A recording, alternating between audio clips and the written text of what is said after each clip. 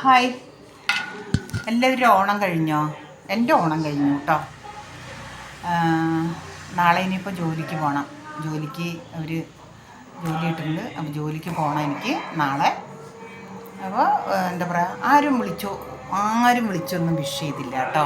ആരും ആങ്ങളമാരാവട്ടെ, ചേച്ചിയാവട്ടെ, ചേച്ചിയുടെ മക്കളാവട്ടെ, ആരും വിഷ് ചെയ്തില്ല കേട്ടോ. സങ്കടമൊന്നുമില്ല കേട്ടോ ഞാൻ. പക്ഷേ സങ്കടം ഉണ്ടോയെന്ന് ചോദിച്ചാൽ നമുക്ക് ഓട്ടോമാറ്റിക് നമ്മൾ എത്ര വിചാരിച്ചാലും സങ്കടം തടുത്ത് നിർത്തിയാലും നമുക്ക് ചിലപ്പോഴൊക്കെ സങ്കടം വരും നമ്മളറിയാതെ. അതൊന്നും സാരില്ല. ഞാൻ എത്ര സങ്കടം വന്നാലും ചിരിച്ച് മാനേജ് ചെയ്യുന്ന ഒരാളാണ് കേട്ടോ. അപ്പോൾ നമ്മളെന്ന് പറഞ്ഞിട്ടുണ്ടെങ്കിൽ ആരൊക്കെ ഉണ്ടെന്ന് പറഞ്ഞാലും നമ്മുടെ അപ്പനും അമ്മയും മരിച്ചു കഴിഞ്ഞാലേ നമ്മൾ അനാഥകളാണ്. ഈ ലോകത്ത് നമ്മൾ ശരിക്കും അനാഥയായി മനസ്സിലായില്ലേ? അപ്പോൾ നമ്മൾ അങ്ങനെയാണ്. അച്ഛനും അമ്മ മരിച്ചു കഴിഞ്ഞാൽ പിന്നെ അമ്മയുണ്ട് കൂടപ്പുറപ്പുകളുണ്ട് പറഞ്ഞിട്ടോ, മക്കളുണ്ട് എന്ന് പറഞ്ഞിട്ടോ, അല്ലെങ്കിൽ വേറെ ആരെങ്കിലും ഉണ്ട് പറഞ്ഞിട്ടോ ഒരു കാര്യമില്ല. മനസ്സിലായില്ലേ?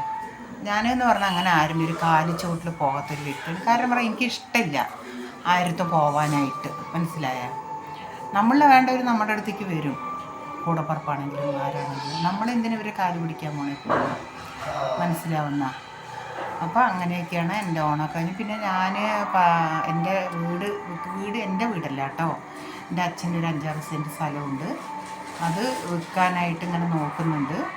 അപ്പോൾ അത് വിറ്റിട്ട് ഒരു 2-3 ലക്ഷം രൂപ കിട്ടുമായിരിക്കും. അപ്പോൾ അത് കിട്ടി പറഞ്ഞ ഒരു തീർത്ഥയാത്ര പ്ലാൻ ചെയ്തിട്ടുണ്ട്. അപ്പോൾ അത് കുറേ നാളായിട്ട് പ്ലാൻ ചെയ്തിട്ടുള്ളതാണ്. അപ്പം അത് പോയിട്ട്, അതായത് തിരിച്ച് വരാത്തൊരു തീർത്ഥയാത്രയാണ് ഞാൻ ആലോചിക്കുന്നത്. ഓണം പോയിട്ട് അങ്ങനെ നിൽക്കണം എന്നൊക്കെയാണ് ആഗ്രഹിക്കുന്നത്. ഒന്നുമില്ല, അമ്പലത്തിലൊക്കെ ആകുമ്പോൾ നമുക്കൊരു മനസ്സമാധാനമൊക്കെ ഉണ്ടാവില്ലേ? അങ്ങനെ ഞാൻ ആലോചിക്കുന്നുണ്ട്. അപ്പോൾ അങ്ങനെ പോകാൻ വേണ്ടിയിട്ടാണ്. അപ്പോൾ എല്ലാവർക്കും നല്ലൊരു ഗുഡ് നൈറ്റ് കേട്ടോ. Good night. അപ്പോൾ എല്ലാവരും ലൈക്ക് ചെയ്യണം, ഷെയർ ചെയ്യണം, സബ്സ്ക്രൈബ് ചെയ്യണം, അടുത്തുള്ള ബെൽ ബട്ടൺ അമർത്തണം. ഒറ്റപ്പെട്ടിട്ട് എൻ്റെ ഈ വയസ്സിൻ്റെ പകുതി വർഷമായി. മനസ്സിലായില്ല? ശരിക്കും ഒറ്റപ്പെട്ടിട്ട്. അപ്പോൾ ഇനി അങ്ങനെ തീർത്ഥയാത്ര പോകാൻ പറഞ്ഞിട്ടിരിക്കുകയാണ്. അറിയില്ല എപ്പോഴേക്കാന്നുള്ളത് കേട്ടോ. കച്ചവടം എപ്പോൾ ആകുന്നുവോ അപ്പോൾ പോകാമെന്ന് പറഞ്ഞിട്ട് കാത്തിരിക്കുകയാണ്. അതുവരെ ജോലിക്ക് പോകുന്നുണ്ട്. അപ്പോൾ എല്ലാവരും എന്താ പറയുക, എല്ലാവർക്കും നല്ലത് വരട്ടെ. അടുത്ത വർഷം ഇതുപോലെ മഴയൊക്കെ ആയിരുന്നു ഈ വർഷം ഓണം. അടുത്ത വർഷം നല്ലൊരു ഓണമായിട്ട് വരട്ടെ എന്ന് പ്രാർത്ഥിക്കാം. അപ്പോഴേക്ക് എത്ര ആൾ മരിക്കും, എത്ര ആൾ ജനിക്കുന്നൊന്നും അറിയില്ല. എല്ലാം ഒരു ആഗ്രഹമല്ലേ?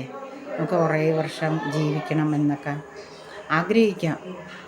പക്ഷേ ഈശ്വരൻ അല്ലേ? അപ്പോൾ ഓക്കെ, ഗുഡ് നൈറ്റ്, ബൈ.